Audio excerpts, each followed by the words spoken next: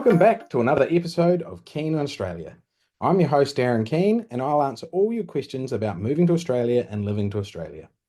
Normally, we have a guest on the show answering specific questions on a topic, but today we're going to go through a bit of Q&A. I've had quite a few questions come through. None of them are things big enough to put a whole show around, so we'll just answer them. Obviously, we've been a little bit quiet. We had the cyclone here, which slowed everything up a bit. We sort of lost a bit of power, lost the internet. Um, wasn't too bad all in all, but hey, we got through it and we're back on the show.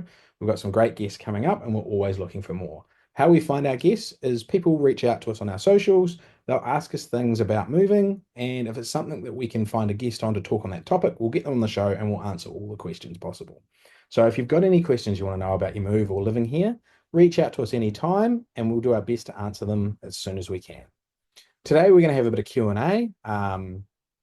Hopefully I can answer a few of these people's questions. They've been asking stuff through our socials, and we'll just go through them and see if we can tick a few of them off.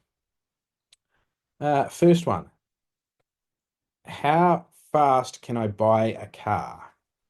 Well, if you've got the money and don't need to get finance, that's pretty simple. Basically, as soon as you arrive here, you can go buy a car. It is a lot easier if you get your driver's license first, but because you need the CRN number, which is your driver's license number, to put the car into your name. But essentially, you can buy a car if you've got cash pretty much straight away. So if you've got to finance a car, it's a little bit harder, depending on where you've moved from, what jobs you've got, all those sorts of things. But if you're a cash buyer, I think we were 3 days. Sorry, it was a while ago now. I think it was 3 days after we got here, we owned our first car. It was very simple to do. Like I say, the first couple of days we just got our driver's license. Then we went into a car yard, brought a car. It was pretty easy. How soon do I need to get the driver's license? So if you are buying a car and doing other bits and pieces, I recommend getting a driver's license as soon as you can. It's so handy having the ID and the CRN number that's on your driver's license. That's as soon as you get here, you just go into a Department of Transport, do the application to swap it over, depending on where you've moved from in the world. But most countries, you can swap a driver's license over to Australia. Very straightforward process, doesn't take too long to do. Normally it's just longer in waiting time than the actual process of doing it, so that's easy. But in regards to how long or how fast you have to do it, you've got 3 months from when you land that you can drive on your current driver's license, depending on where you move from in the world, as recognized as just being driving on an international or a foreign license. After 3 months of living in Queensland, each state's a little bit different, but after living in Queensland, you must change to a Queensland driver's license. But like I say, if you haven't moved from anywhere in Australia, I'd recommend doing it straight away because it's so much easier when you've got that CRN number, especially if you want to buy a car or anything like that. I want to bring my dog. Are there any quarantine times? Obviously, best to check with a pet mover, and every state will be slightly different, but depends where your dog has been and where you're coming from. So, um, I know for pets that move from New Zealand, like we brought a dog and a cat over, we literally picked them up from the airport the day they arrived. There was no quarantine for them. They came in on the plane, straight off the plane, some checks at the airport by a vet, straight out to the pickup area. We put them in the car and drove home. That was very, very simple. At the moment, though, I know I'm helping a family move from the UK right now. They're bringing their dog out. Their dog has to go into quarantine before they can get their dog into the country. So every country, depending on where your dog's been, is slightly different. So that's something you want to check out. I'd recommend doing that with a pet mover. They'll know most of the answers. Are there pets I cannot have from the same person? Oh, yes. Obviously, there's lots of pets that you would not be allowed to bring to Australia, depending on where you move from the world. Obviously, endangered species, animals we don't have here, those sorts of things. And there's some strange ones too, like Queensland, we're not allowed rabbits. No pet rabbits in Queensland.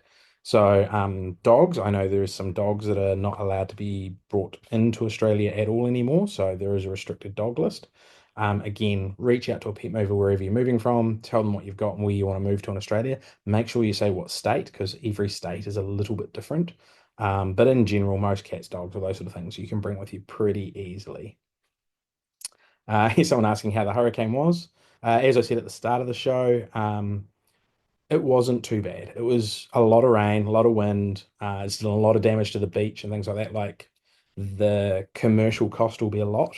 But in regards to house damage and roofs off houses and things like that, I think we got off pretty lightly. The state government did well preparing everyone. The city council did well preparing everyone. We got a bit of flooding, things like that. We lost power for about a week. We lost the internet on and off. Other than that, we were actually pretty good, really. And it was, I don't want to use the word non-event, but I think people were worried it was going to be a lot worse than what it ended up being, which is good because everyone prepared for it. There was just a bit of a shortage at the supermarket, things like that. Just inconvenient stuff, not anything that you really have to worry about, not like a major earthquake or anything like that. So yeah, I think we got off pretty lightly and it was pretty good. Is Medicare free to apply for? Yes. If you're applying for Medicare or your tax file number, this is completely free. Anything you see out there about pay to apply for Medicare, pay to apply for your tax file number, all those sorts of things are 99% of the time a scam. The only person you would ever pay to apply for your tax file number would be if you hired an accountant to work for you. I've never seen anywhere else that does it other than a fully registered accountant.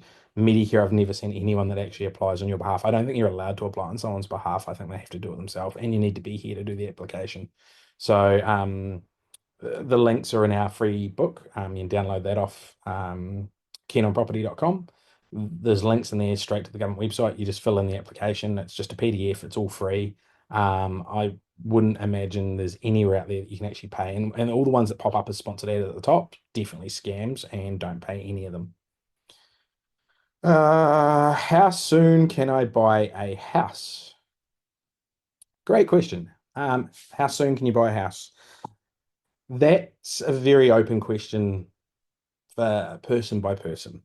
Um, we help a lot of people buy houses, obviously. If you want to buy a house, feel free to reach out anytime, and we can go over your case by case situation and work out what you could possibly do yourself.